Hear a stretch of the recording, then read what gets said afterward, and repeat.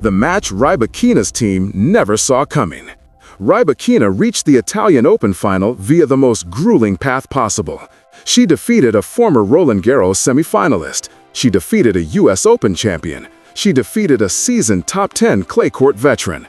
On paper, those were the names her team should have been worried about. Names with history, records, and real weight on professional clay.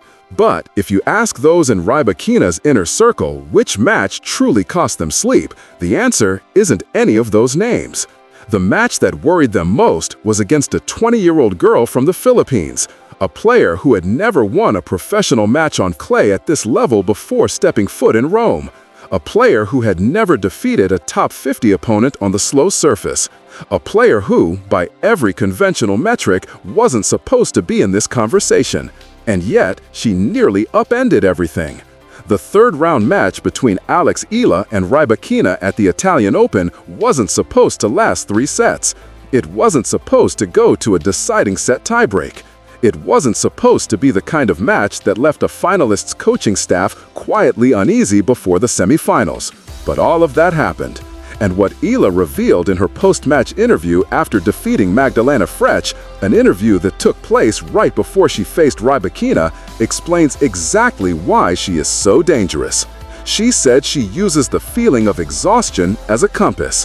When she isn't tired enough, she knows something is wrong. When the points no longer drain her energy, she knows the intensity has dropped, and she actively pushes it back up. Not by a coach's instruction. It's an internal system operating in real time. At age 20, in her first true professional clay court season. This video is about what 3 interviews, Eala, Sakkari, Rybakina, actually reveal about the direction of women's tennis. We are going to analyze the things the highlight reel never shows you. And if you want to follow Alex Eala's journey step by step, every match, every breakthrough moment like this, subscribe to the Pro Tennis 360 channel. We are here for all of it.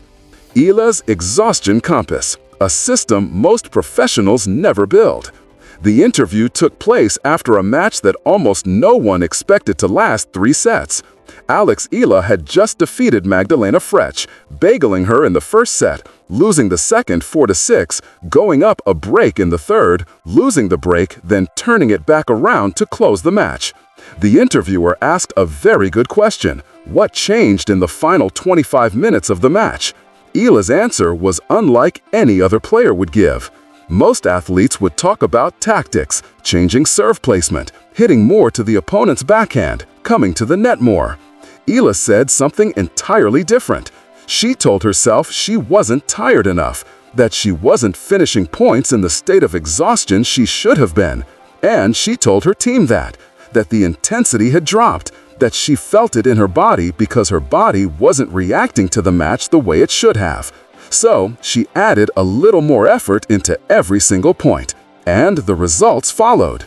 This is significant because it describes an internal feedback loop that most professional athletes take years to build, and some never build at all. The standard model in sports performance management is about energy conservation, knowing when to dial it back, knowing when to play it safe, knowing when to let a point go to save energy for the next. That is the benchmark theoretical framework. Eala operates on the opposite logic. She uses her level of exhaustion as a signal to measure match intensity. Not being tired enough means not being present enough. Not being present enough means the match is sliding out of control. The self-awareness required to do that, recognizing the absence of exhaustion as a warning instead of a comfort, is what sports psychologists spend entire careers teaching. Eala seems to have figured it out on her own, before the age of 21, in her first real professional clay campaign. That is the detail the highlight reel never shows you. And that is exactly the kind of detail that makes her dangerous to every player in the draw. Clay was supposed to be her weakness. Rome didn't read that script. There is a hidden story within Eala's Rome campaign that most articles have completely missed. It requires a bit of context to fully understand, but once you see it, you can't unsee it. Alex Eala grew up at the Rafa Nadal Academy in Manacor, Spain. The Nadal Academy was built on clay. This is the surface where Rafa Nadal created the most dominant individual record in the history of any surface in professional tennis. The academy trains players on clay from their earliest days. Theoretically, it is one of the best clay development environments in the sport. You would assume that Eala, with all that, would enter the Pro Tour as a natural clay quarter.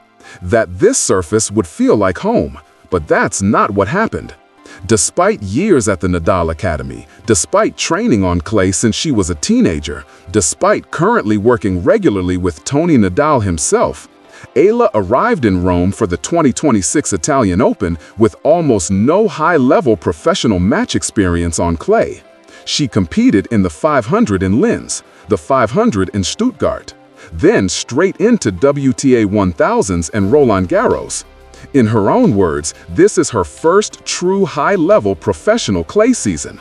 The surface she trained on as a junior player had never truly been tested against the weight, speed, and conditions of the professional game. And she said it bluntly, clay is not her strongest surface. Every match on clay is a battle. The damp, heavy conditions she faced against Fretch, conditions she admitted were the worst possible for her style of play, were no exception. They were the standard. Her natural game is built for speed and aggressive offense.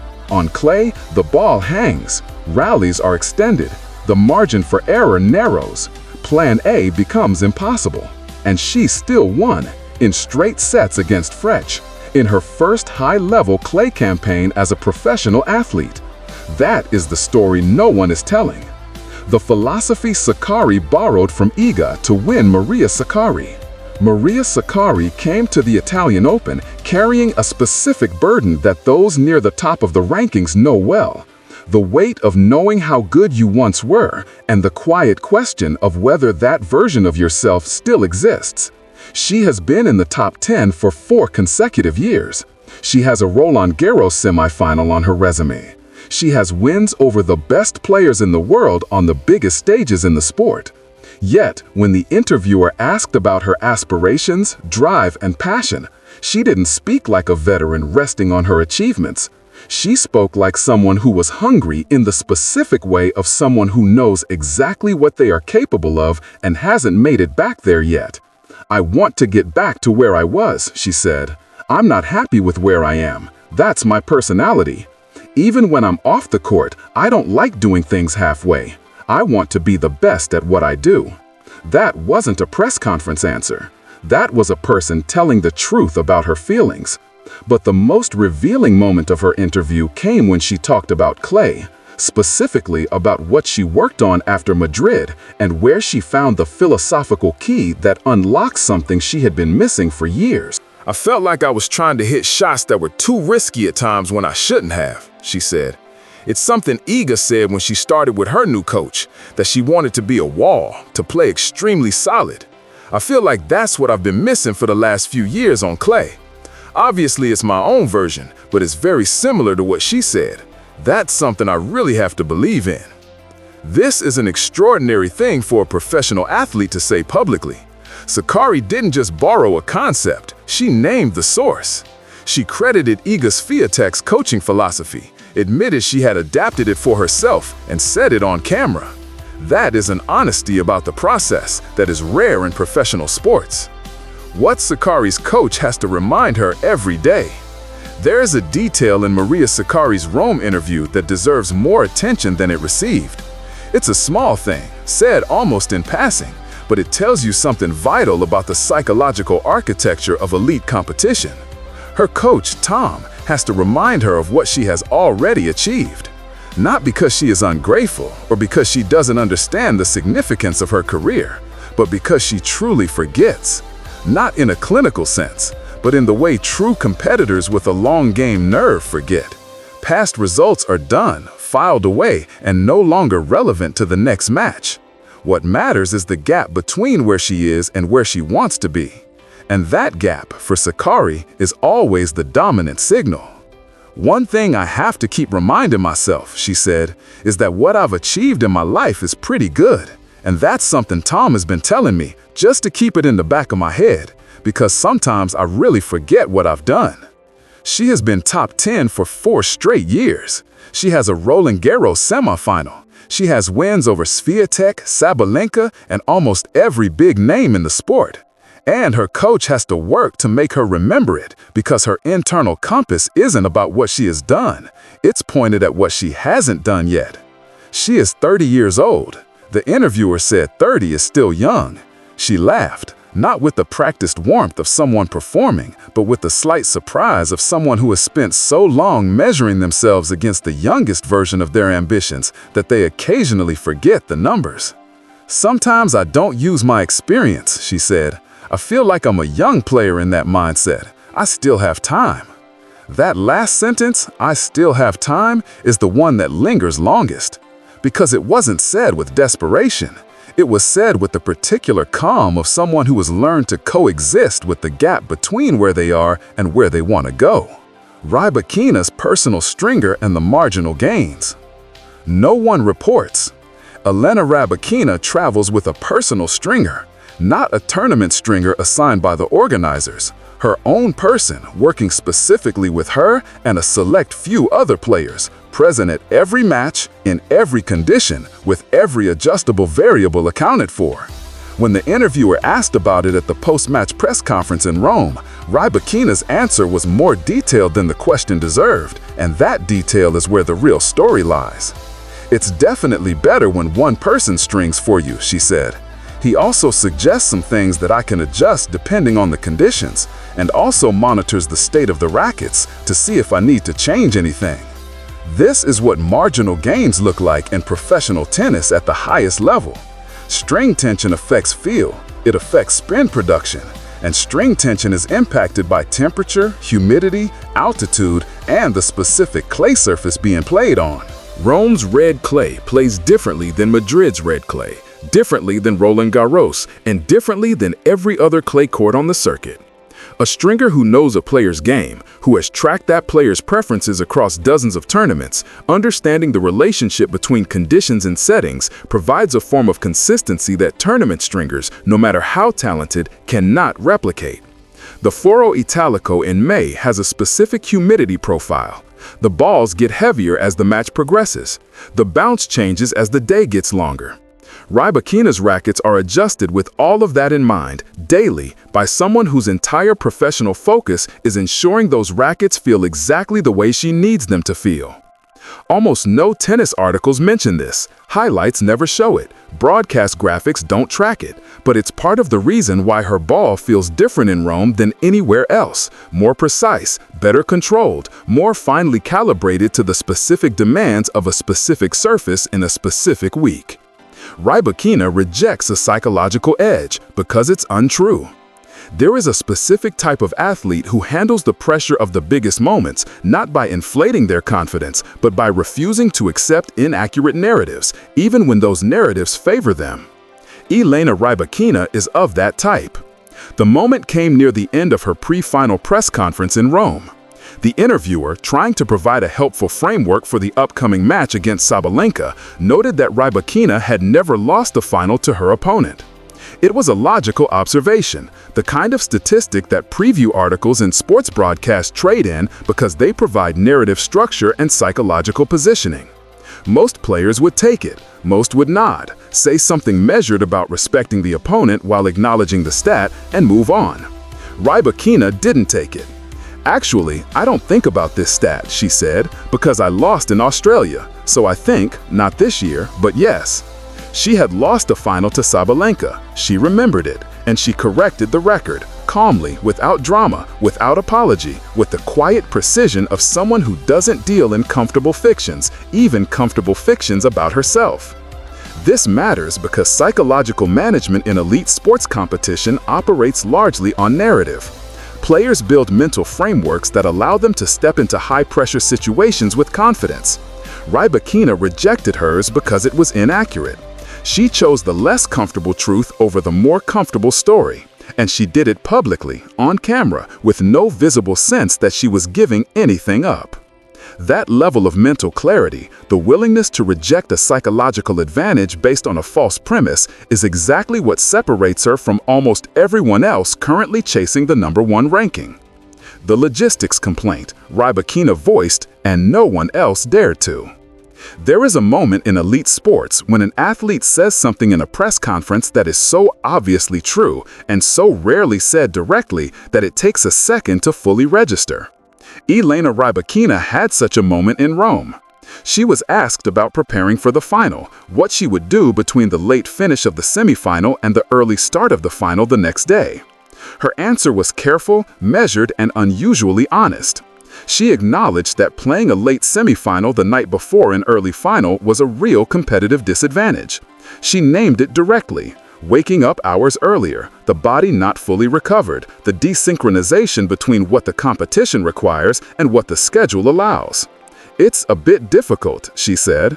You play a late match, and then you have to wake up for an early match. Even if it's at 11 o'clock, you still have to wake up many hours before that. It's a bit challenging.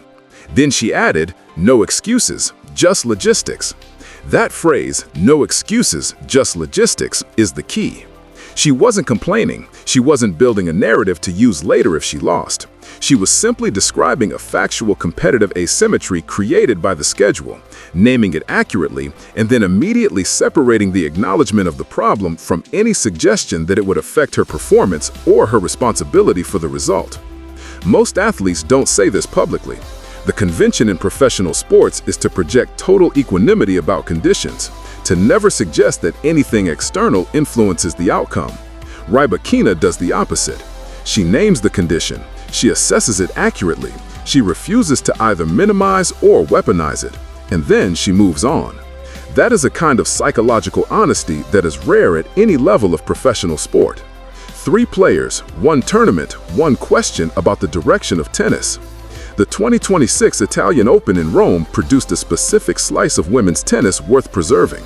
Not just because of the results, though the results were significant, but because of what 3 post-match interviews revealed about how elite athletes at different stages of their careers understand the game they are playing and the pressure that comes with it.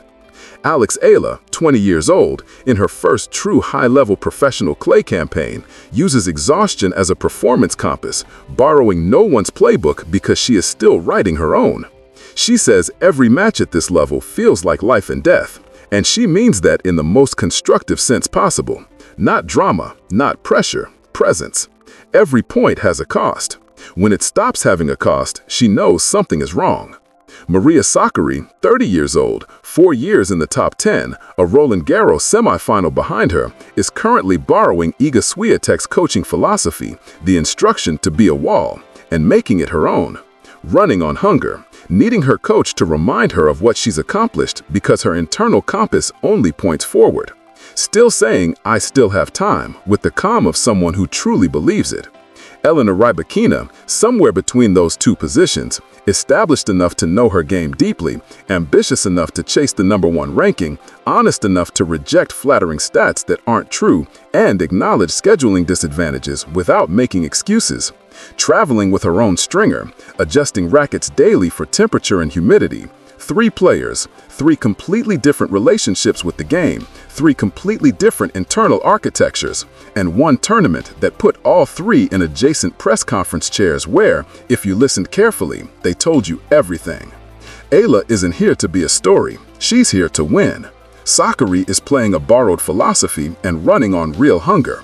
Rybakina is quietly, methodically closing the gap between herself and the #1 ranking, 1 top 10 win at a time. The match no one predicted and what it means for what's next. When Alex Eala walked onto the court at the Foro Italico for her 3rd round match against Elena Rybakina, she wasn't supposed to win. This isn't disrespect, it's context. Rybakina was the 2nd seed, one of the 2 or 3 best players in the world at that moment, a former Grand Slam champion with a serve and forehand combination that breaks most opponents before they have time to build a game plan. Eala was 20. She had never won a match at this level on clay before this week. She had just beaten Magdalena Frech for the first time in a 3-set match she controlled, then lost, then controlled again, using exhaustion as her guide, recalibrating intensity in real time, winning on the surface she calls her weakest. And then she went 3 sets with Rybakina. She forced the world #2 into a deciding set. She made Rybakina's team more nervous than any other opponent in the tournament. She did it in her first true professional high-level clay season. She did it coached by Tony Nadal, mentored by the Nadal Academy system, operating under a performance philosophy she seems to have built herself before the age of 21. The significance of Rome 2026 for Alex Eala isn't just the result. It's not just national pride, not just the Philippine flags in the stands, not just the chants echoing through the Foro Italico. It's what the result reveals about the trajectory. She isn't a story, she's a player, and by every available metric, she is still getting better. The Italian Open was her first high-level clay week. Roland Garros comes next, then grass, then the hardcourt season, then another clay season, where she will arrive having done this once before, having learned what her game can do on the surface that was supposed to stop her. If you want to follow that journey, every match, every milestone, every moment like the ones this week produced, Pro Tennis 360 is where we cover it. Subscribe now. The best chapters of this story are still ahead.